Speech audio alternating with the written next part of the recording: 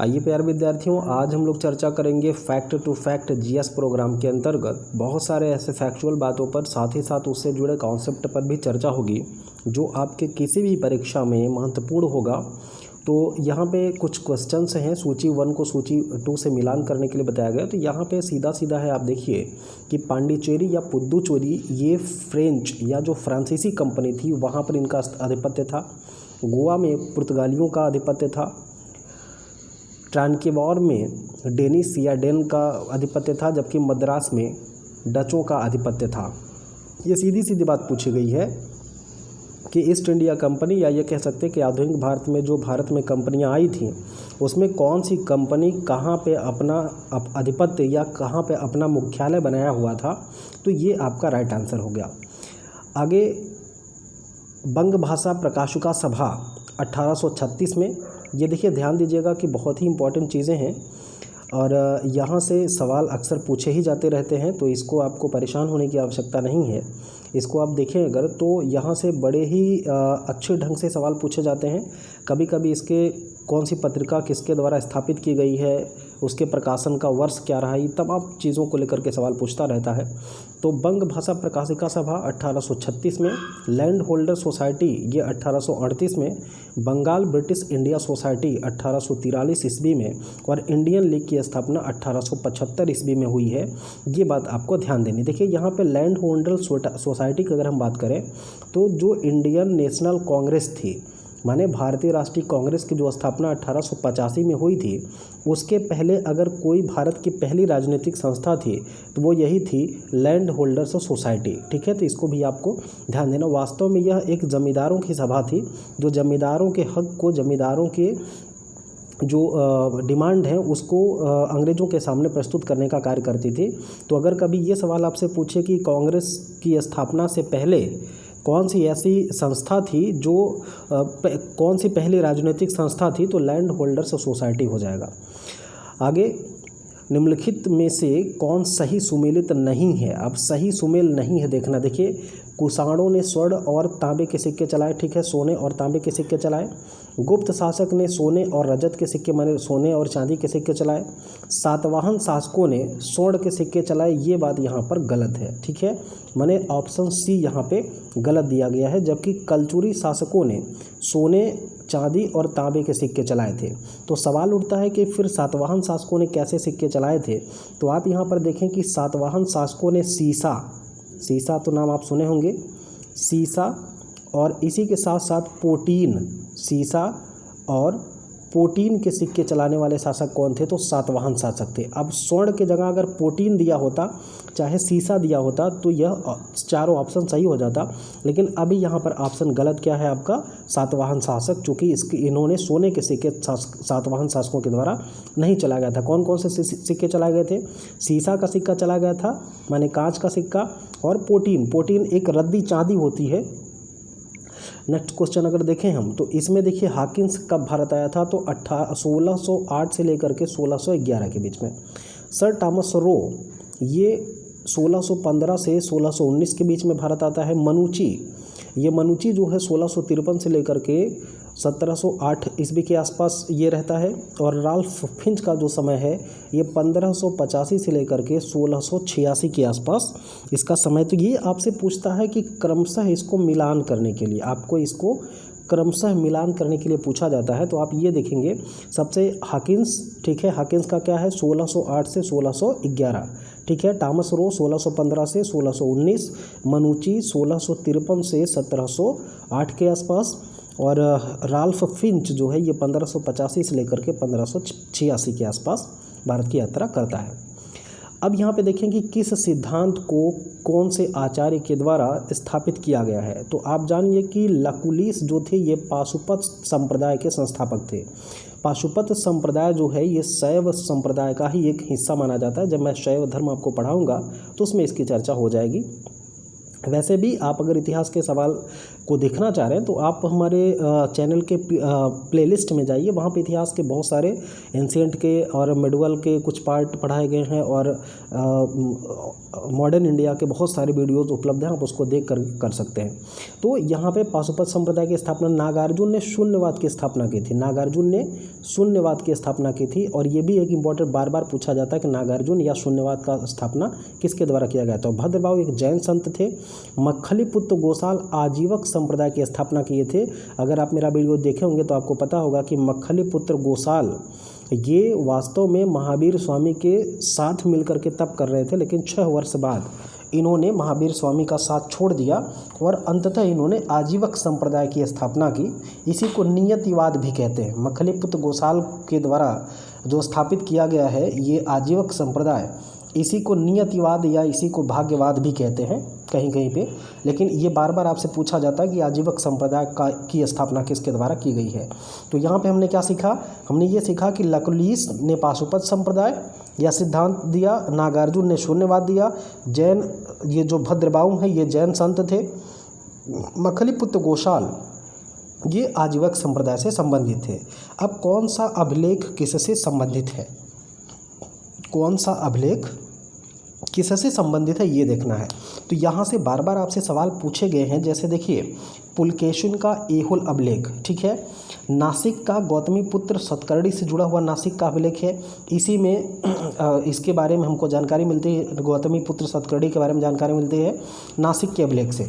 हाथी गुम्फा का अभिलेख खारबेल से संबंधित है। खारबेल कलिंग का शासक था, तो बहुत ही महत्वपूर्ण सूचना देता है ये खारबेल का जो हाथी गुम्फा अभिलेख है। ये जो भीतरी स्तंभ लेख है ये स्कंद गुप्त से संबंधित है, जो गुप्त वंश का बड़ा ही महानतम शासक माना जाता है।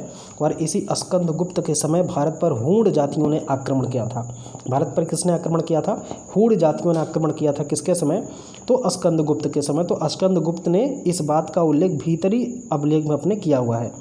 रुद्रदामन का जूनागढ़ अभिलेख, तो जूनागढ़ अभिलेख देखिए, रुद्रदामन का जूनागढ़ अभिलेख है, लेकिन जूनागढ़ जो है ये गुजरात के गिरनार पहाड़ी पर स्थित है। तो कभी कभी जूनागढ़ अभिलेख को गिरनार अभिलेख भी कहा जाता है। इसलिए आप इस बात को ध्यान देंगे कि रुद्रदामन का जूनागढ़ अभिलेख है जो जिसे गिरनार अभिलेख भी कहा जाता है। तो अभी हम लोगों ने क्या देखा? पुलकेशिन का बोलिए ऐहोल अभिलेख, आप बोलिए, देखिए आप बोलते रहिए, सुनिए मत केवल, आप बोलिए मेरे साथ। पुलकेशिन द्वितीय का ऐहोल अभिलेख, गौतमी पुत्र सतकर्णी का नासिक अभिलेख, खारबेल का हाथी गुम्फा अभिलेख, स्कंद गुप्त का भीतरी अभिलेख, रुद्रदामन प्रथम का गिरनार या इसी को आप क्या कहते हैं? बोलिए, जूनागढ़ अभिलेख। ठीक है, उम्मीद है कि बातें आपको समझ में आ रही होंगी। बहुत ही आसान तरीके से हम लोग इसको याद कर लेंगे, एकदम आप टेंशन मत लीजिएगा। केवल आप बातों को सुनते जाइए और साथ साथ दोहराते जाइए।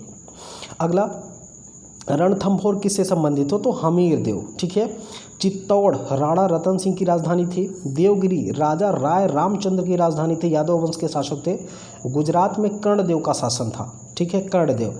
इसी जब गुजरात पर आक्रमण करता, माने कर्णदेव पर आक्रमण करता है अलाउद्दीन खिलजी, तो अलाउद्दीन खिलजी के डर के मारे कर्णदेव अपनी बिटिया देवल देवी को लेकर के दक्षिण भारत मतलब देवगिरी के शासक के पास भाग जाते हैं, रामचंद्र के पास। और रामचंद्र कर्णदेव को सहायता प्राप्त करता है। इसी कर्णदेव की बिटिया है देवल देवी, जिसका विवाह कालांतर में अलाउद्दीन के पुत्र के साथ हो जाता है।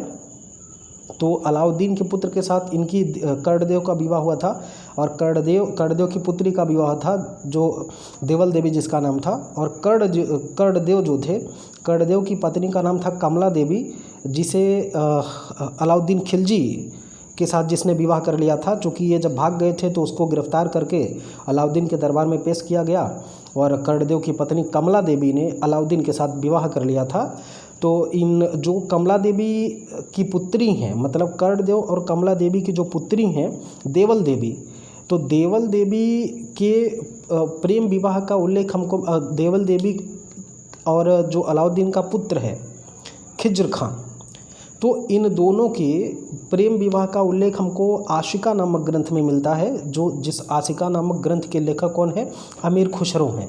अगर आपको ये बात नहीं समझ में आ रही दोस्तों, तो आप पीछे वीडियो हमारा प्लेलिस्ट में जाके देख लें, मध्यकालीन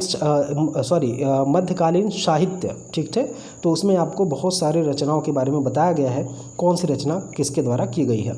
अब देखिए कौन सा यात्री किस देश का निवासी था, ये भी आपसे बार बार पूछा गया है। पूछा जाता है कि इब्न बतूता कहाँ का निवासी था, तो मोरक्को का था। मोरक्को कहाँ पे है, तो ये दक्षिण अफ्रीका का एक क्षेत्र है मोरक्को, जहाँ का निवासी था इब्न बतूता, जो किसके समय आया था, MBT के समय, MBT माने मोहम्मद बिन तुगलक के समय ये भारत आता है।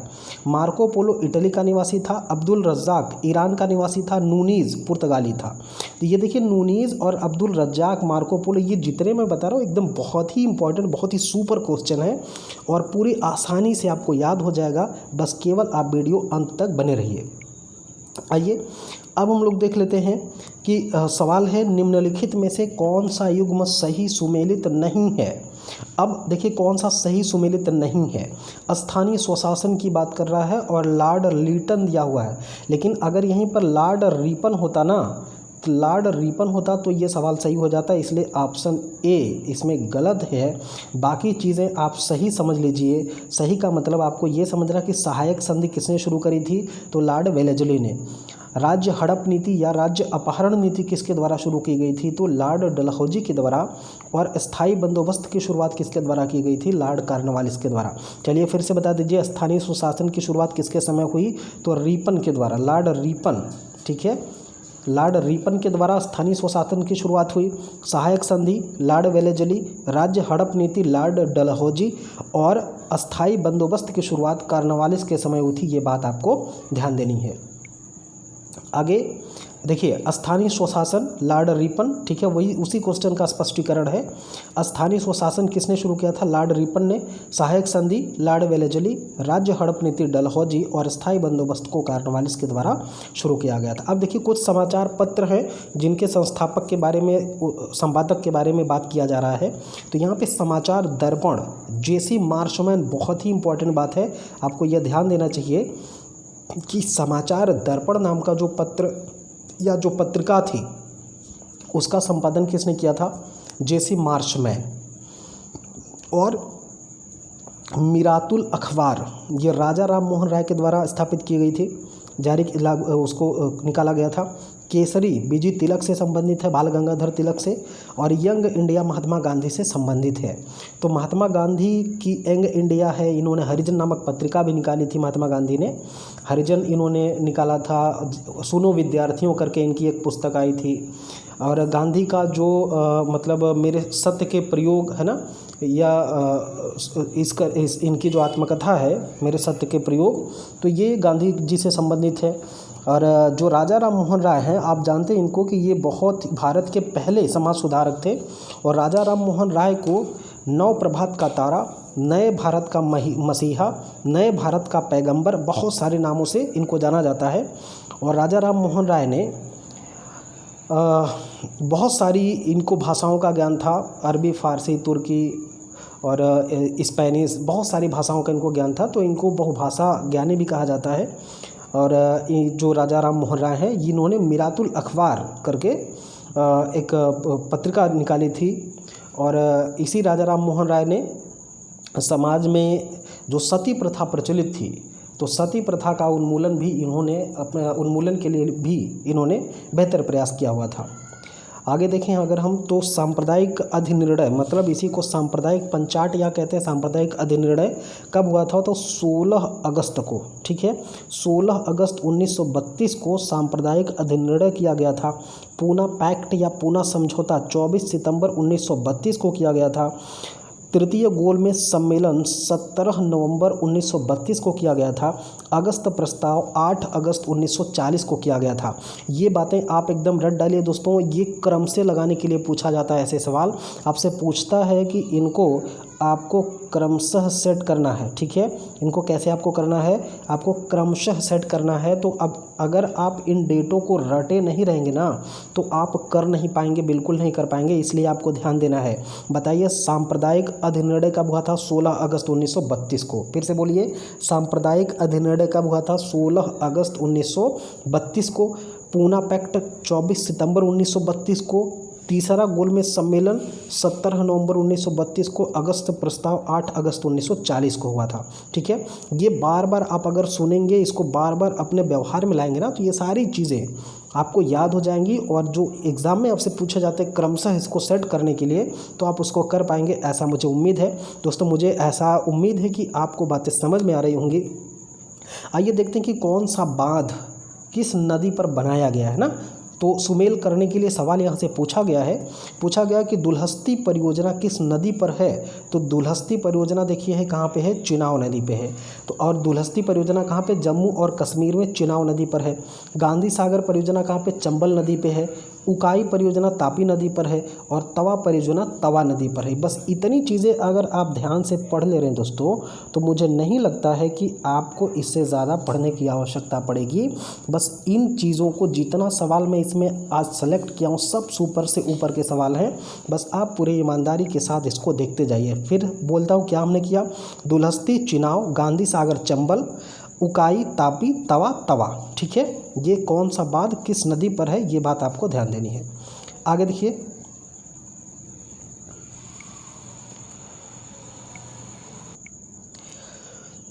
आगे देखते हैं, पंपाज कहाँ पे है, ये देखिए घास के मैदान है। और कौन सा घास का मैदान किस देश में है, ये भी आपसे बार बार पूछा जाता है। जैसे देखिए पंपाज जो है ये अर्जेंटीना में, फिर से देखिए पंपाज अर्जेंटीना। पुस्टैज कहाँ पे, हंगरी में है। बेल्ट क्या है, ये दक्षिण अफ्रीका में है। और डाउन्स घास का मैदान कहाँ पे है, ऑस्ट्रेलिया में है। फिर से आप बोलिए, डाउन्स कहाँ पे है, ऑस्ट्रेलिया में है। बेल्ट कहाँ पे है, दक्षिण अफ्रीका में है। पुस्टैज कहाँ पे है, हंगरी में है। पंपाज कहाँ पे है, अर्जेंटीना में है। घास के मैदानों से आपसे बहुत सवाल पूछे जाते हैं। फिर से आप बोल लीजिए, अर्जेंटीना में कौन सी है, पंपाज है। हंगरी में पुस्टैज है। दक्षिण अफ्रीका में बेल्ट है। और ऑस्ट्रेलिया में कौन सा है दोस्तों, तो डाउन्स है, ठीक है मेरे प्यारे विद्यार्थियों। अगला क्वेश्चन हम ये देखते हैं कि कौन सी धातु किस अयस्क से संबंधित है। जैसे एल्यूमिनियम, ये देखिए बॉक्साइट से। कापर जो है ये जो है पाइराइट्स और क्यूप्राइट्स से संबंधित है। पारा जो होता है ये सिनेबार अयस्क से संबंधित है। जिंक कैलामाइन, और आयरन जो है ये हेमेटाइट से संबंधित है। ये मिलान करने के लिए देता है आपसे। अगर आप सिविल सर्विसेज की तैयारी कर रहे हैं तो इस वीडियो का पूरा अध्ययन करना आपको आवश्यक है।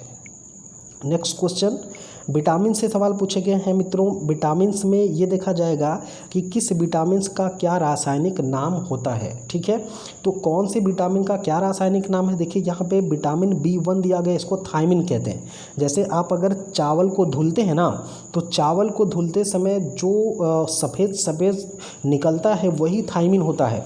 तो इसीलिए कहा जाता है कि आपको चावल को बहुत ज़्यादा रगड़ के धुलना नहीं चाहिए, हल्के पानी से धुल करके ही खाना चाहिए, नहीं तो विटामिन B1 की कमी हो जाती है, ठीक है। आगे देखें हम, तो ये है विटामिन D जो है, इसका रासायनिक नाम है कैल्सीफिराल।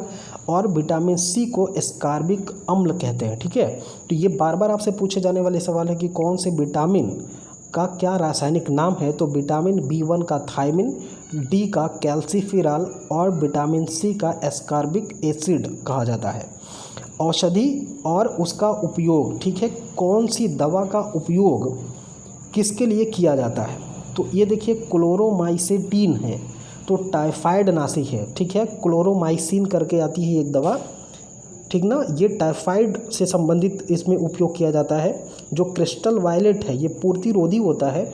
और क्यूनैन या कुनैन जो होती है ना, ये कुनैन मलेरिया की दवा होती है। मलेरिया के निवारक, मलेरिया के लिए इसका उपयोग किया जाता है।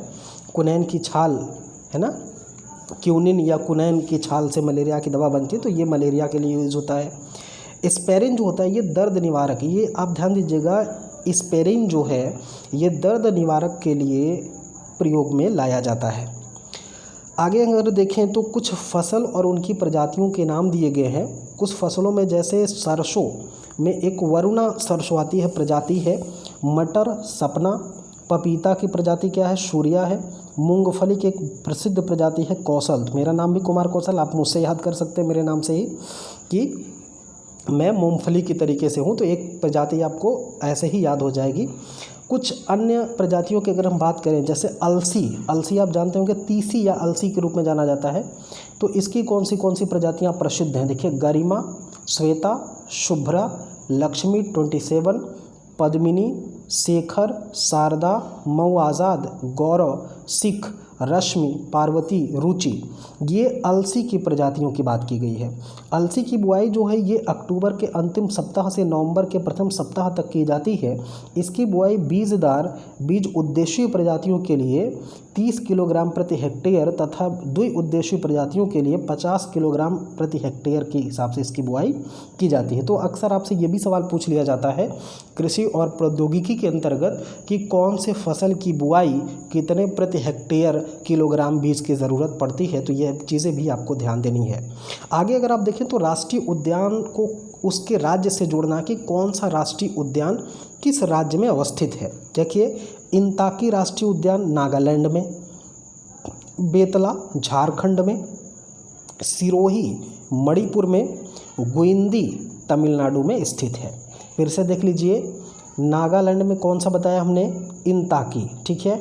झारखंड में क्या बताया गया, बेतला बताया गया। मणिपुर में क्या बताया गया, सिरोही बताया गया। और तमिलनाडु में क्या बताया गया, गुइंदी बताया गया, ठीक है। तो ये चीज़ आप ध्यान देंगे, इंताकी राष्ट्रीय उद्यान नागालैंड में, बेतला झारखंड, सिरोही मणिपुर, गुइंदी तमिलनाडु। आगे बढ़ते हैं, किस शहर की कौन सी विशेषता है, ये आपको देखना है शहर और उसके विशेषता को। जैसे वाराणसी को हम संस्कृति एवं धर्म के रूप में समझते हैं, ठीक है। लखनऊ को प्रदेश की राजधानी के रूप में जानते हैं। झांसी को ऐतिहासिक पर्यटन स्थल के रूप में जानते हैं, जबकि मुरादाबाद पीतल उद्योग के लिए प्रसिद्ध है। ये सवाल आपसे बार बार पूछा जाता है कि पीतल नगरी या पीतल उद्योग के लिए कौन सा शहर या कौन सा जिला प्रसिद्ध है, कौन सा स्थान प्रसिद्ध है, तो मुरादाबाद के लिए जाना जाता है। जैसे मेरठ काष्ठ की लकड़ियों के लिए या स्पोर्ट के सामान के लिए मेरठ को जाना जाता है, उसी तरह से मुरादाबाद को कैसे जानते हैं, पीतल नगरी के रूप में जानते हैं। यहाँ पर पीतल का उद्योग बड़े पैमाने पर किया जाता है।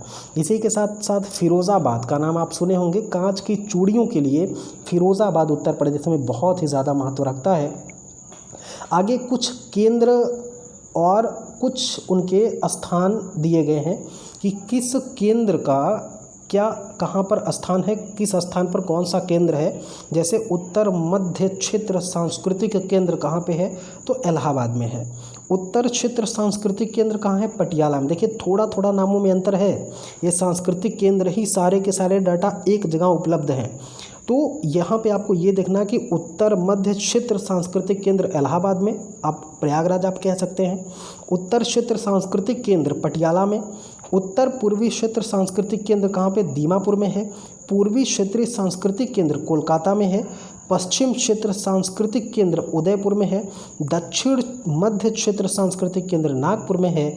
और दक्षिण क्षेत्र सांस्कृतिक केंद्र कहाँ पे है, तंजावुर में है। उम्मीद है कि ये सारी चीज़ें फैक्चुअल है, देखिए, लेकिन सबके सब सवाल पीसीएस प्रीलिम्स में, पीसीएस मेंस में, उत्तर प्रदेश प्रीलिम्स में, समीक्षा अधिकारी में, ऐसे बहुत सारे सिविल सर्विसेज के एग्जामों में पूछे गए हैं, जो आपके परीक्षा के दृष्टिकोण से बहुत ही महत्वपूर्ण स्थान रखते हैं।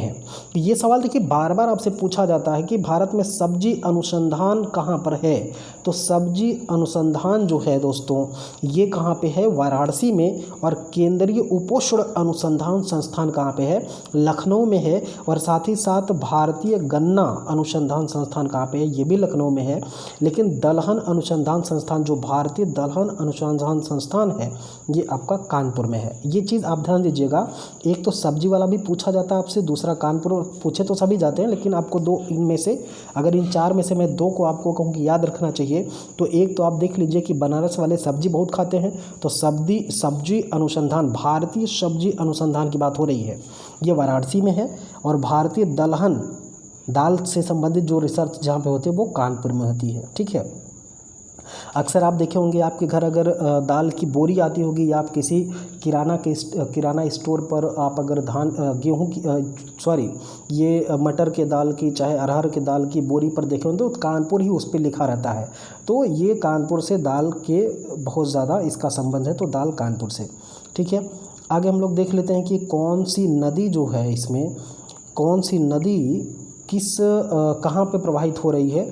तो एक तो हम देख लेंगे कि देश भी, जैसे लीना नदी देखिए रूस में है, ठीक है। एक बात तो आपको यही जानना, कभी कभी देश भी दे देता है, नदी दे देता है मिलाने के लिए। तो लीना नदी किस देश की है, रूस की है। और ये कहाँ प्रवाहित होती है, तो ये आर्कटिक सागर में प्रवाहित होती है। आमूर नदी रूस और चीन दोनों में बहती है और ये जो है कहाँ पे, प्रशांत महासागर में प्रवाहित होती है। ये टिग्रिस नदी जो है ये तुर्की, सीरिया और इराक को मिला करके प्रवाहित होती है 3 देशों के साथ, और ये फारस की खाड़ी में जा कर के गिरती है।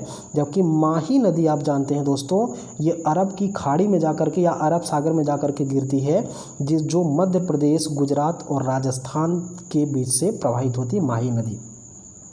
तो उम्मीद है कि ये बात आप आसानी से समझ गए होंगे। आइए हम लोग दूसरी स्लाइड देखते हैं। अनुसूची की बात की गई कि किस अनुसूची में क्या है, तो सबसे पहला ऑप्शन है 7वीं अनुसूची। तो 7वीं शक्ति से संबंधित है दोस्तों। 7वीं अनुसूची जो है ये शक्ति से संबंधित है, माने विधायी शक्तियों के वितरण से संबंधित है। 8वीं अनुसूची में भाषा की बात की गई है। 9वीं अनुसूची में कुछ अधिनियमों का विधिमान्यकरण की बात की गई है। जबकि 10वीं अनुसूची दल बदल परिवर्तन के आधार पर जो निहरताएं होती हैं उससे संबंधित है। अब आगे देखें अगर तो विटामिन की कमी से कौन सा रोग होता है ये आपको देखना है। जैसे विटामिन ए की कमी से कौन सा रोग होता है, तो रतौंधी होती है। विटामिन B3 की कमी से कौन सा रोग होता है, तो पेलाग्रा नाम का रोग होता है। ये विटामिन B3 की कमी से होती है ना। तो विटामिन वी जो है दोस्तों ये पूरा कई विटामिनों का पूरा ग्रुप है ना। इसी को हम लोग विटामिन बी कॉम्प्लेक्स कहते हैं ना। पूरा बी कॉम्प्लेक्स विटामिन बी के अंतर्गत आ जाता है। तो इससे इसकी कमी से पेलाग्रा नाम का रोग हो जाता है। और विटामिन डी जो है इसकी कमी से सूखा रोग होता है। जबकि फोलिक एसिड की कमी से रक्त अल्पता होती है। इसी को रक्त क्षीणता भी कहते हैं, या इसी को अंग्रेजी में एनीमिया भी कहते हैं, मतलब खून की कमी हो जाना फोलिक एसिड की वजह से। आप जानते होंगे कि जो गर्भवती महिलाएं होती हैं उनको गर्भावस्था के दौरान फोलिक एसिड, आयरन और कैल्शियम की गोलियां सरकारी हॉस्पिटलों की तरफ से दी जाती हैं ताकि जच्चा बच्चा सलामत रहे, उनमें खून की कमी ना होने पाए। आगे राष्ट्रीय उद्यान और राज्य, कौन सा राष्ट्रीय उद्यान किस राज्य में अवस्थित है ये देखेंगे। तो अंशी राष्ट्रीय उद्यान कर्नाटक में है। कौन सा राष्ट्रीय उद्यान, अंशी राष्ट्रीय उद्यान कर्नाटक में। जबकि बेतला या बेतला कहते हैं इसको, राष्ट्रीय उद्यान झारखंड में है। इंद्रावती राष्ट्रीय उद्यान छत्तीसगढ़ में और गुगामल राष्ट्रीय उद्यान महाराष्ट्र में है। सब के सब इम्पॉर्टेंट है मित्रों। आपको ये देखना है, जैसे देखिए जो इंद्रावती की बात हो रही है ना ये छत्तीसगढ़ में है, ये भी आपसे पूछा गया है। जो बेतला है या झारखंड में, यह भी आपसे पूछा गया है। तो ये चारों के चारों आपको याद रहने चाहिए। जैसे फिर से बोल दीजिए, मेरे साथ बोलिए। कर्नाटक में अंशी राष्ट्रीय उद्यान, झारखंड में बेतला राष्ट्रीय उद्यान, छत्तीसगढ़ में इंद्रावती राष्ट्रीय उद्यान और महाराष्ट्र में गुगामल राष्ट्रीय उद्यान है।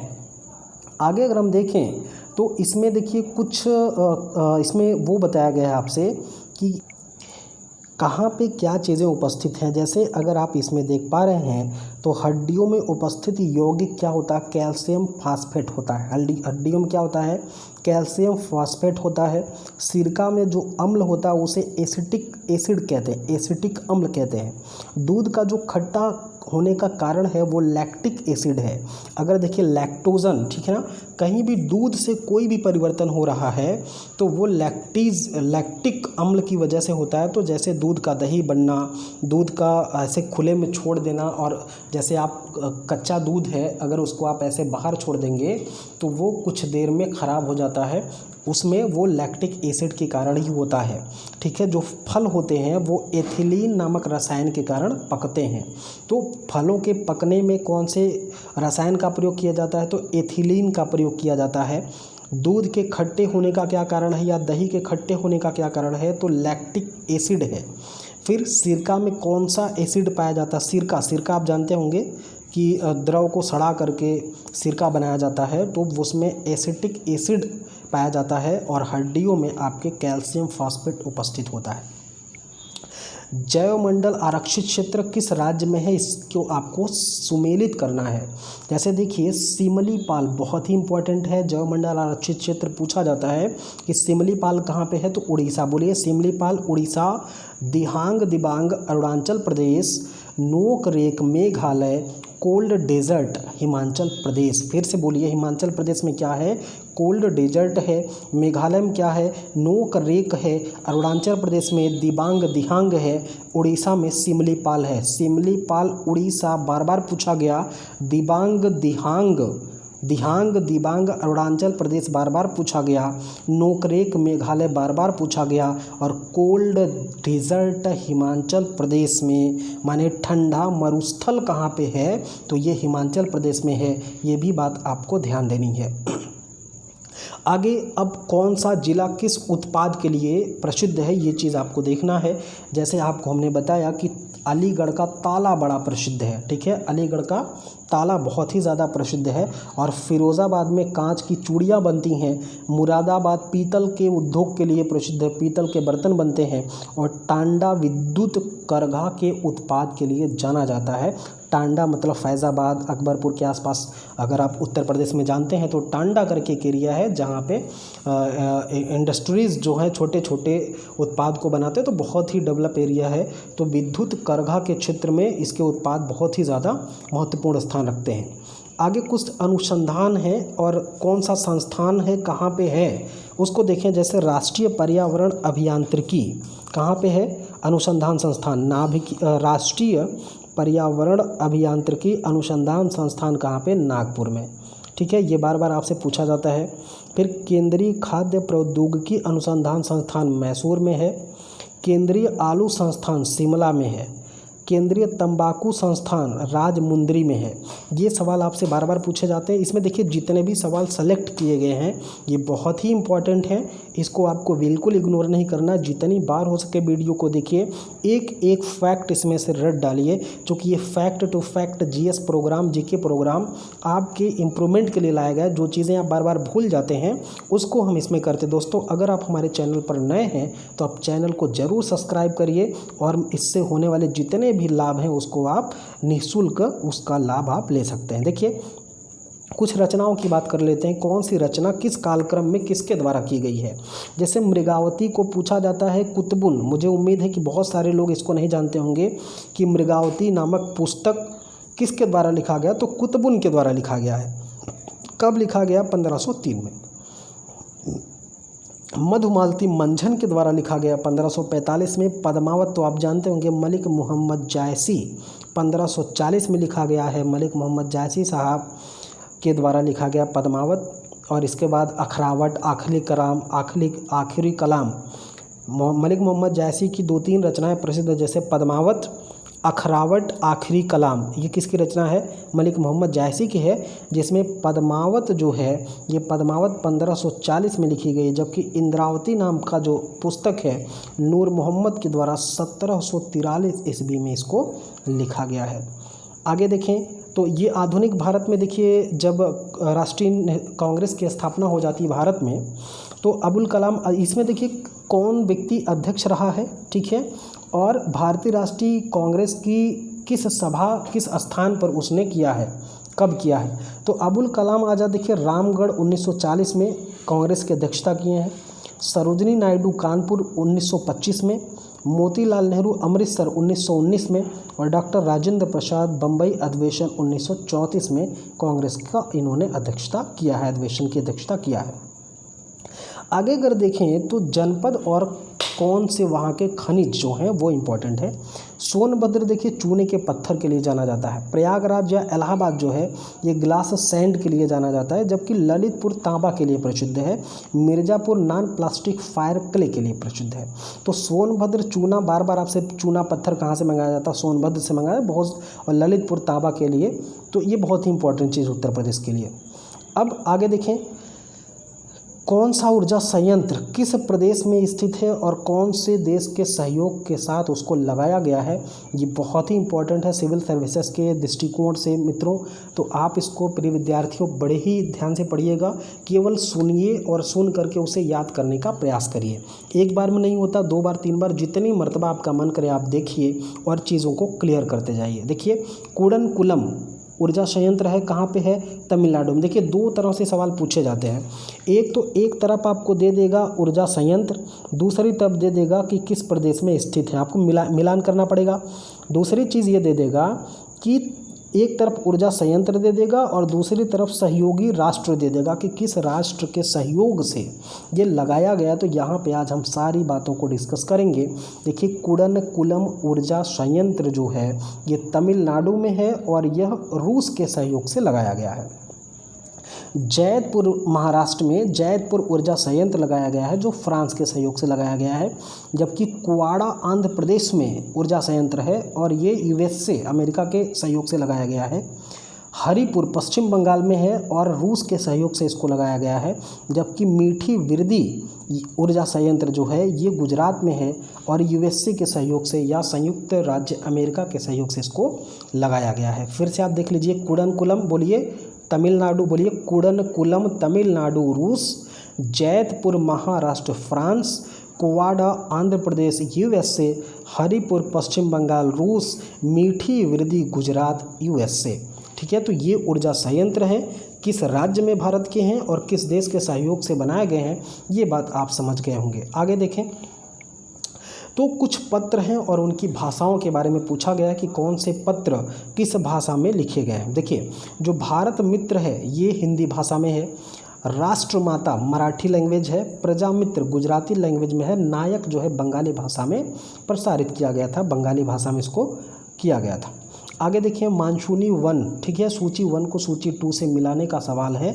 तो कैसे मिलाएंगे, जैसे जो मानसूनी वन होते हैं उनमें कौन कौन से वृक्ष आ जाते हैं, तो सागौन और साखू। ध्यान दीजिएगा कि मानसूनी वन में सागौन और साखू मतलब मुलायम लकड़ियां हैं। विषुवत रेखी वन में कौन कौन से, तो महोगनी और रोजवुड करके वृक्ष होते हैं जो बहुत ही मजबूत होते हैं, महंगे होते हैं। भूमध्य सागरीय वन तो आलू बुखारा माने प्लम एवं जैतून यहाँ पर पाए जाते, मतलब ये उगता है। कोड़धारी वनों में देखें तो चीड़ और फर के वृक्ष यहाँ पर होते हैं। फिर से देख लीजिए, मानसूनी वन में क्या क्या, सागौन और साखू। विषुवतीय रेखी वन में कौन से वृक्ष होते हैं, तो महोगनी और रोजवुड। भूमध्य सागरीय वन में कौन सा होता है, तो आलू बुखारा माने प्लम और जैतून। और इधर देखें अगर कोड़धारी वन में, तो कोड़धारी वन में चीड़ और फर के वृक्षों की बहुलता पाई जाती है। संविधान से संबंधित कुछ सवाल है, कौन से भाग में, संविधान के किस भाग में किस बात का उल्लेख किया गया है। तो आइए देखते हैं इसको हम लोग कि संविधान के किस भाग में अपने किस उद्देश्यों को या समाहित किए हुआ है। देखिए, भाग 15 क्या है, निर्वाचन की बात करता है। किसकी बात, निर्वाचन।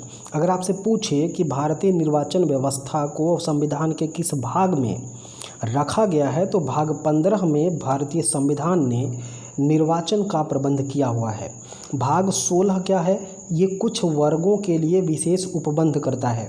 भाग 17 माने संविधान का जो भाग 17 है वो राजभाषा से संबंधित है। और भाग 18 ये आपात उपबंध की बात करता है। आपको पता है कि भारत में आपातकाल लगाया जा सकता है ना, 3 तरह से आपात लगाए जा सकते हैं, वो हम आपात के चैप्टर में पढ़िएगा।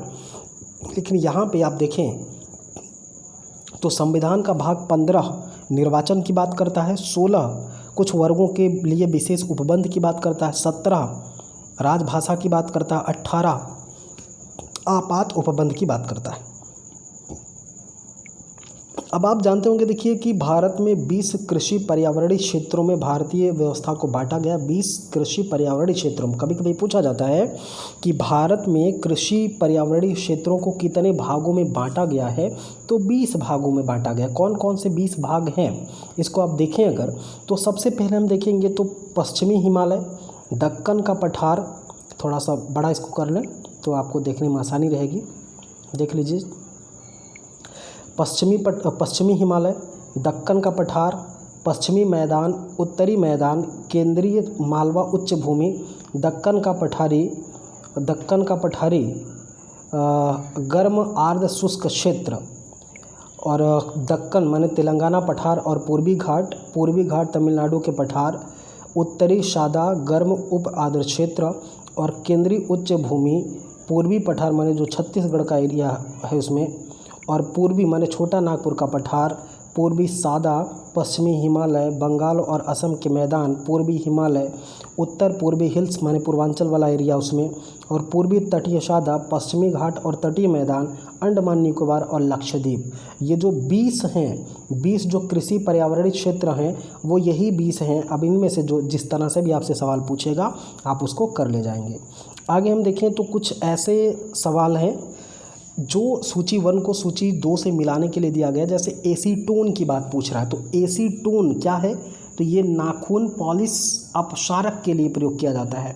जबकि कार्बन टेट्राक्लोराइड ये अग्निशामक के लिए प्रयोग किया जाता है, अग्निशामक है ना। हाइड्रोजन और पराक्साइड ये घावों की मरहम पट्टी करने के लिए प्रयोग किया जाता है। जबकि द्रव अमोनिया ये प्रशीतक में प्रयोग किया जाता है। प्रशीतक का मतलब होता है फ्रीज, ठीक ना, रेफ्रिजरेटर, उसको हम लोग प्रशीतक हिंदी में कह सकते हैं। तो ये द्रव अमोनिया इसमें प्रयोग में लाया जाता है, जिससे उसकी शीतलता बनी रहती है। अगला सवाल, भारतनाट्यम कहाँ से, तमिलनाडु से। कथक कहाँ से, उत्तर प्रदेश से। कुचिपुड़ी आंध्र प्रदेश, मोहिनीअट्टम केरल। फिर से बोलिए, केरल से मोहिनीअट्टम, आंध्र प्रदेश से कुचिपुड़ी, उत्तर प्रदेश में कथक और तमिलनाडु से भरतनाट्यम। ये नृत्य और किस राज्य से संबंधित है, यहाँ से भी खूब धड़ल्ले से सवाल आपसे पूछे जाते हैं। आइए अगला देखते हैं कि कौन सी पर्वत श्रेणी किस प्रकार की पर्वत श्रेणी है। जैसे अगर आल्प्स पर्वत श्रेणी की आपसे बात किया जाए तो यह एक वलित पर्वत का उदाहरण, मतलब मोड़दार पर्वत का उदाहरण है। जबकि वोसेस जो है ये भ्रंशोत्स पर्वत का उदाहरण है। जबकि विंध्यन पर्वत श्रेणी जो है ये अवशिष्ट पर्वत का उदाहरण है। और फ्यूजियामा जो है यह ज्वालामुखी पर्वत का उदाहरण है। तो आपसे मिलान करने के लिए दिया जाता है ये सिविल सर्विसेज के एग्जामिनेशन में कि आप मिलाइए कि कौन सी पर्वत श्रेणी किस प्रकार का पर्वत है। तो आल्प्स हमने क्या बताया, वलित पर्वत का उदाहरण है। वोसेस जो है ये भ्रंशोत्स पर्वत का उदाहरण है। विंध्य अवशिष्ट पर्वत का उदाहरण है, अवशिष्ट पर्वत का उदाहरण है। और फ्यूजियामा जो है वो ज्वालामुखी पर्वत का उदाहरण है। एक चीज़ मैं आपको बता दूं, देखिए कि अवशिष्ट पर्वत क्या होते हैं। जैसे आप देखते हैं कि जो बहुत सारी पुरानी पर्वत श्रृंखलाएं हैं उनमें धूप के कारण, ताप और दाब के कारण और उसमें जो गलन की प्रक्रिया होती है, टूट फूट की प्रक्रिया होती है, ऐसे करते करते धीरे धीरे उन पर्वत श्रृंखलाओं में क्षरण हो जाता है और उसके कुछ अवशेष मात्र ही बचते हैं। ऐसे पठारों को, ऐसे पर्वतों को, ऐसे पर्वत श्रेणियों को हम लोग अवशिष्ट पर्वत की श्रेणी में रखते हैं। अब थोड़ा सा हम लोग देख लेते हैं कि कौन सा नदी किस बांध, है ना, कौन सी नदी पर कौन सा बांध बनाया गया है। जैसे कोलोरेडो कहाँ पे, हुवर बांध। अब पूछे आपसे कि हुवर बांध किस नदी पर है, तो कोलोरेडो पर है। पंचेत हिल बांध कहाँ पर है, तो दामोदर नदी पर। अस्वान बांध कहाँ पर है, तो नील नदी पर। और कैरीबा बांध कहाँ पर है, तो जाम्बेजी नदी पर। फिर से बोलिए कि जाम्बेजी नदी पर कौन सा बांध है, तो जाम्बेजी नदी पर है कैरीबा। नील नदी पर कौन सा है, आस्वान। दामोदर नदी पर कौन सा है, तो पंचेत हिल। और कोलोरेडो पर कौन सा है, तो हुवर बांध है। उम्मीद है कि ये बात आप समझ पाए होंगे। अगला क्वेश्चन, फसल और प्रदेश, मतलब कौन सी फसल किस प्रदेश में उगाई जाती है या उसके लिए प्रसिद्ध है। जैसे रबर के लिए देखिए मलेशिया प्रसिद्ध है, कहवा के लिए कोलंबिया प्रसिद्ध है, जैतून के लिए इटली प्रसिद्ध है और गन्ना के लिए मॉरिशस प्रसिद्ध है। अगला, सर्व शिक्षा अभियान 2001, भारत साक्षर भारत मिशन की शुरुआत 2009, ऑपरेशन ब्लैक बोर्ड 1987 शिक्षा में विकास के लिए लाया गया था।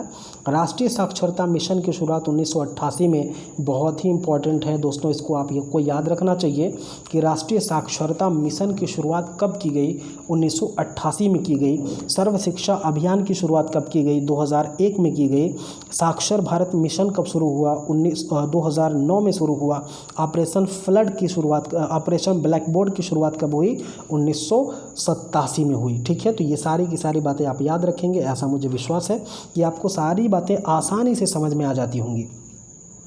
अब ये देखना, हड़प्पा कालीन संस्कृति की बस्ती किस नदी पर अवस्थित थी। जैसे आप देखें कि हड़प्पा किस नदी पर है, तो रावी, कालीबंगा, घग्गर, लोथल कहाँ पे, भोगवा नदी, और रोपड़ कहाँ पे, सतलज में। ठीक है, फिर से देख लीजिए कि रोपड़ सतलज नदी के किनारे बसा था, लोथल भोगवा नदी के किनारे बसा था, कालीबंगा घग्गर नदी के किनारे बसा था, जबकि हड़प्पा रावी नदी के किनारे बसा हुआ था। ठीक है। आपको मैं बता दूं, ये जो भोगवा नदी है ना, जो लोथल है, लोथल से हमको चावल के प्रमाण मिले हैं। रोपड़ से दोस्तों, रोपड़ से भी हमको बहुत सारे अच्छे अच्छे प्रमाण मिले हैं जो आपके एग्ज़ाम में पूछे जाते हैं। अगर हड़प्पा के इतिहास के बारे में आपको बेहतर जानकारी चाहिए तो आपसे मैं रिक्वेस्ट करता हूँ कि आप मेरे प्लेलिस्ट में जाइए, क्योंकि यहाँ पर सभी विषय को बहुत ही विस्तार पूर्वक पढ़ाया गया है, जो आपके किसी भी कंपटीशन के लिए इम्पोर्टेंट होगा। तो आप प्लेलिस्ट में जा कर के विजिट कर सकते हैं और इसका लाभ उठा सकते हैं। आगे बौद्ध काल से संबंधित सवाल है। बौद्ध काल में जो बौद्ध संगीतियाँ हुई वो कौन कौन सी संगीतियाँ? देखिए, बौद्ध धर्म में कुल 5 संगीतियों का आयोजन किया गया था, लेकिन 4 इसमें मुख्य हैं, जो 4 आपको दिए गए हैं। ठीक है, इन्हीं 4 को आपको याद रखना है। तो इसमें देखिए, पहली बौद्ध संगीति, दूसरी बौद्ध संगीति, तीसरी, चौथी बौद्ध संगीति। इससे आपसे स्थान पूछे जाते हैं, है ना, कि कहाँ पे इसका आयोजन किया गया था। तो एक मैं आपको छोटी सी ट्रिक बताऊंगा, आपको वैसे ही याद रखना, बस आप स्क्रीन पर देखिए। जैसे देखिए, आपको क्रम से इस तरह से ये सेट कर लेना है कि पहले तो आप स्थल को देख लीजिए। स्थल क्या देखेंगे? प्रत्येक स्थल का पहला पहला अक्षर ले लीजिए। पहला वाला अक्षर जब आप लेंगे तो आप ऐसे इसको मिला लीजिए। अब देखिए क्या बन जाएगा, रावय पाक। एक ट्रिक बन गई ना, रावय पाक। आपको ऐसे ही लिख करके याद कर लेना, रावय पाक। अब रावय, रा से राजगृह, वै से वैशाली, पा से पाटलिपुत्र और कु से कुंडलवन। ठीक है, कश्मीर के कुंडलवन में। तो ये आपको इस तरह से देख लेना, रावय पाक की ट्रिक बना लेनी है। रावय पाक, रावय पाक, ठीक है, राजगृह, वैशाली, पाटलिपुत्र, कुंडलवन, ये चीज़ आपको देनी है। अब अगला स्टेप हो जाता है हमारा वर्ष, कि कौन से वर्ष में स्थापित की गई है। देखिए 2 से 3 बार आप ये देखेंगे ना, बस यही रिवाइज करके 2 से 3 बार देख लीजिए। मेरा दावा है कि आपको ये चीज़ें याद हो जाएंगी। तो पहली बात देखिए, जब 483 ईस्वी में भगवान बुद्ध को महापरिनिर्वाण की प्राप्ति हुई, तो जिस वर्ष उनकी मृत्यु हुई उसी वर्ष पहले बौद्ध संगीति का आयोजन किया गया। तो ये आपको याद रहेगा कि बुद्ध की मृत्यु 483 में हुई, तो पहली ही उनके मरने के वर्ष ही पहली बौद्ध सभा का आयोजन किया गया। ठीक है, राजगृह में। दूसरी का 100 साल बाद किया गया। कब किया गया? 100 साल बाद किया गया। यही 2 डेट आपसे पूछी जाती हैं, बाकी डेटें आपसे नहीं पूछी जाती हैं। तो 483 ईसा पूर्व में, और फिर 100 साल बाद 383 ईसा पूर्व में, उसके बाद 250, 247, 248, कई सारी डेटें तीसरी की मिलती है। तो तीसरी की डेट इम्पॉर्टेंट नहीं है, और चौथी की भी डेट आपकी इम्पॉर्टेंट नहीं है। 5वीं की डेट भी आपके लिए इम्पॉर्टेंट नहीं है। 5वीं 6ठी सदी में होता है और ये पहली सदी में होता है। ठीक है, तो डेट केवल आपको 2 याद रखनी है। जिस साल बुद्ध की मृत्यु हुई 483 ईसा पूर्व में पहला, और 100 साल बाद 383 ईसा पूर्व में दूसरा। उम्मीद है कि आप बात समझ पा रहे होंगे। कौन अध्यक्ष किया? तो इसको भी पहले ही की तरीके से ट्रिक मिला लीजिए, मसमोव। जैसे यहाँ पर आपने क्या लिखा था, रावय पाक, यहाँ पर क्या हो जाएगा, मसमोव। महाकश्यप, सबाकामी, मोगलीपुत्र, तिष्य, वसुमित्र। एक चीज़ यहाँ पर आप देखेंगे कि जहाँ पर वसुमित्र की बात आती है, यहीं पर अश्वघोष की भी बात आप जान लीजिए कि अश्वघोष करके एक विद्वान थे इस समय। वसुमित्र जो है इसके अध्यक्ष थे, माने चौथी बौद्ध सभा के अध्यक्ष कौन थे? चौथी बौद्ध सभा के अध्यक्ष कौन थे? वसुमित्र थे, जबकि इसके उपाध्यक्ष अश्वघोष थे। लिख दे रहा हूँ मैं, अश्वघोष, ये कौन थे? उपाध्यक्ष थे। तो अगर पूछे कि चौथी बौद्ध संगीति के उपाध्यक्ष कौन थे, तो आपको अश्वघोष कहना है। अगर पूछे अध्यक्ष कौन थे, तो वसुमित्र कहना है। अब एक ट्रिक और आपको इसमें देखिए, अका अक, ऐसे आप बनाएंगे तो अका अक हो जाएगा। ठीक है, अजातशत्रु, कालाशोक, अशोक और कनिष्क। अब आप देखिए 3 ट्रिक हमने बताया। एक बताया रावय पाक, दूसरा हमने बताया सब्बा काम, ये मशमोव, और तीसरा हमने बताया अका अक। रावय पाक, मसमोव, अकाअक। अगर इतना आप याद रखते हैं तो बौद्ध सभा के आयोजन से कोई भी सवाल आपका गलत नहीं होगा, ऐसा मेरा पूरा विश्वास है। रॉलेट एक्ट अधिनियम 18 मार्च 1919 को, फिर से बोलिए, रॉलेट एक्ट कब आया? 18 मार्च 1919 को। ठीक है, रौलट सत्याग्रह कब हुआ? तो 6 अप्रैल 1919 को इसकी शुरुआत हुई। जलियांवाला बाग नरसंहार कब हुआ? तो 13 अप्रैल 1919 को। भारतीय राष्ट्रीय कांग्रेस का अमृतसर अधिवेशन 26 से 30 दिसंबर 1919। ये सारे के सारे डेट बहुत ही महत्वपूर्ण है और आपको याद रखने ही पड़ेंगे। कुछ नहीं करना है, जैसे बोल रहा हूँ मेरे साथ प्रेम से बोलिए। रौलट एक्ट 18 मार्च 1919, रौलट सत्याग्रह ये 6 मार्च 1919, जलियांवाला बाग नरसंहार 13 अप्रैल 1919, राष्ट्रीय कांग्रेस का अमृतसर अधिवेशन 26 से 30 दिसंबर 1919। उम्मीद है कि आपको याद हुआ होगा। लौह अयस्क क्षेत्र राज्य, कौन सा लौह अयस्क क्षेत्र किस राज्य में है, ये आपके लिए जानना बहुत ही ज़रूरी है। देखिए बादाम पहाड़ कहाँ पे है? उड़ीसा में। डल्ली राजहरा छत्तीसगढ़ में। कुद्रेमुख कर्नाटक में। नोवामुंडी झारखंड में। फिर से बोलिए कि उड़ीसा में कौन सा है? तो बादाम पहाड़। छत्तीसगढ़ में क्या है? डल्ली राजहरा। कर्नाटक में क्या है? कुद्रेमुख। और झारखंड में क्या है? नोवामुंडी।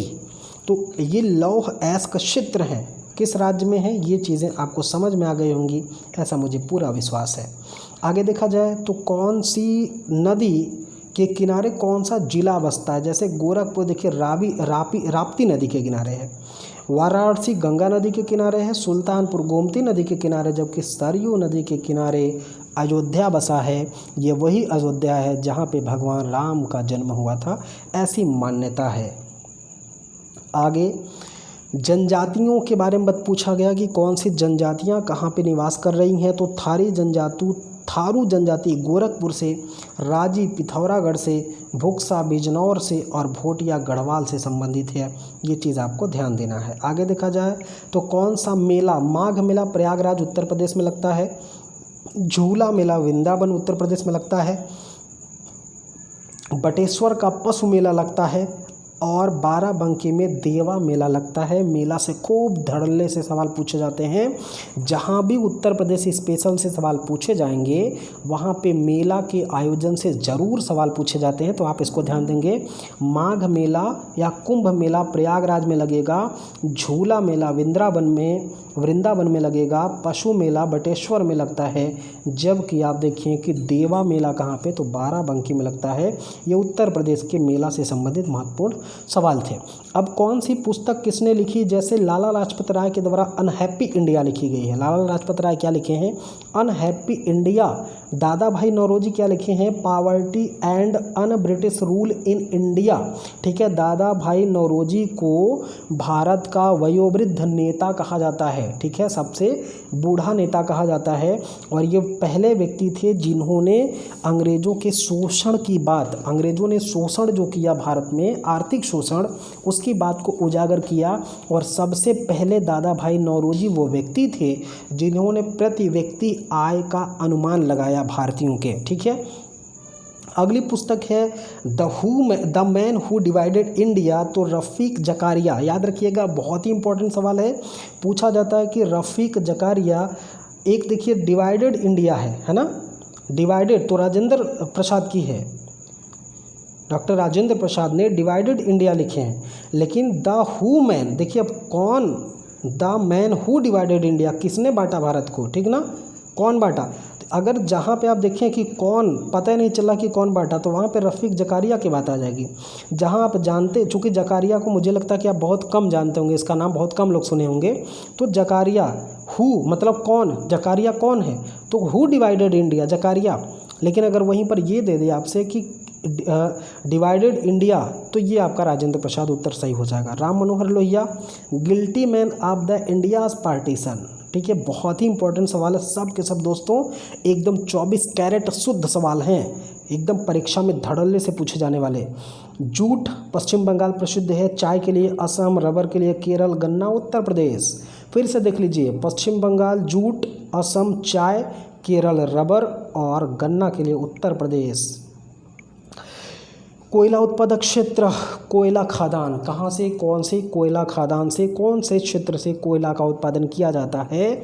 दामोदर घाटी बराकर, सोन घाटी उमरिया, गोदावरी घाटी सिंगरेनी और महानदी तालचेर। फिर से देख लीजिए, कौन से कोयला का खदान किस नदी घाटी में स्थित है? फिर से देख लीजिए, बराकर कहाँ पे है? तो बराकर दामोदर नदी घाटी क्षेत्र में, उमरिया कोयला खदान सोन नदी घाटी क्षेत्र में, सिंगरेनी गोदावरी नदी घाटी में और तालचेर कहाँ पे? तो महानदी नदी घाटी में कोयला उत्पादक क्षेत्र है। आगे कौन सा केंद्र है और कौन सा उद्योग है? ठीक है, नगोया सूती वस्त्र के लिए प्रसिद्ध है, सलेम लौह इस्पात के लिए प्रसिद्ध है, लॉस एंजल्स हवाई जहाज के लिए प्रसिद्ध है, आबादान तेल शोधन के लिए प्रसिद्ध है। फिर से देख लीजिएगा, कौन सी संस्था कहाँ पर स्थित है? कौन सी संस्था कहाँ पे स्थित है? देखिए, मैं थोड़ा सा फास्ट चल रहा हूँ दोस्तों, रिवीजन आपको ऐसे ही करना। जो डिटेल आपको क्लासेस पढ़ाई जाएंगी उसमें सारी बातें डिटेल होंगी, लेकिन यहाँ पे फैक्ट टू फैक्ट प्रोग्राम है और एक लंबा वीडियो हम लोग कवर कर रहे हैं। मुझे लग रहा है कि ये वीडियो लगभग आप समझिए कि 1 घंटे का अभी हो चुका है और मुझे लगता है कि अभी बहुत लंबा जाने वाला है, तो पूरा आज कवर करके छोड़ा जाएगा। एक मास्टर वीडियो बनेगा और इसमें ये देख लिया जाएगा जितनी महत्वपूर्ण चीज़ें हैं वो किसी भी एग्ज़ाम के दृष्टिकोण से उसको आपको कवर करना है। तो आइए देखते हैं कौन सी संस्था कहाँ पे है। इसरो कहाँ? इसरो का मुख्यालय बेंगलुरु में। IUCAA कहाँ पे? पुणे में। IUAC कहाँ पे? नई दिल्ली में। VSSC कहाँ पे है? तो तिरुवनंतपुरम में है। फिर देखें कि कर्मावासीला नृत्य कहाँ पे है? तो ये सोनभद्र और मिर्ज़ापुर में होता है। कजरी लोकगीत, मिर्ज़ापुर में कजरी गाई जाती है ना, मिर्ज़ापुर में कजरी गाई जाती है। आल्हा क्या है? आल्हा लोकगीत है। कहाँ पे? बुंदेलखंड महोबा का एरिया शामिल है। यहीं पे आप जानते होंगे आल्हा उदर करके जो इतिहास में बड़े प्रसिद्ध लड़ाकू हुए, उनको वीर रस में चीज़ें बड़ा उनके बारे में अच्छाइयाँ गाई जाती हैं, आल्हा लोकगीत होता है। देवा शरीफ धार्मिक मेला कहाँ लगता है? तो बाराबंकी लगता है। इसके पहले अभी बताया हूँ आपसे। आगे कौन सा क्षेत्र या कौन सा केंद्र किस उद्योग के लिए प्रसिद्ध है? जैसे लकड़ी के खिलौने के लिए देखिए वाराणसी और लखनऊ। खेल का सामान कहाँ पे? तो मेरठ, हमने बताया था। स्पोर्ट के लिए मेरठ, कांच की चूड़ियों के लिए फिरोज़ाबाद, पीतल के लिए पीतल नगरी मुरादाबाद, पीतल की मूर्तियाँ मथुरा। ठीक है, देखिए पीतल की मूर्तियों की बात कर रहा है ना, तो मथुरा होगा। पीतल की मूर्तियों की बात कर रहा है ना, तो मथुरा होगा। दिया सलाई उद्योग की अगर बात करेगा तो दिया सलाई उद्योग जैसे देखिए बरेली में, सहारनपुर में, इलाहाबाद में और रामपुर में है। ठीक ना, तो ये चीज़ दिया सलाई का मतलब माचिस, भाई माचिस का उद्योग बरेली में, सहारनपुर, इलाहाबाद, रामपुर में ये दिया सलाई के उद्योग होते हैं।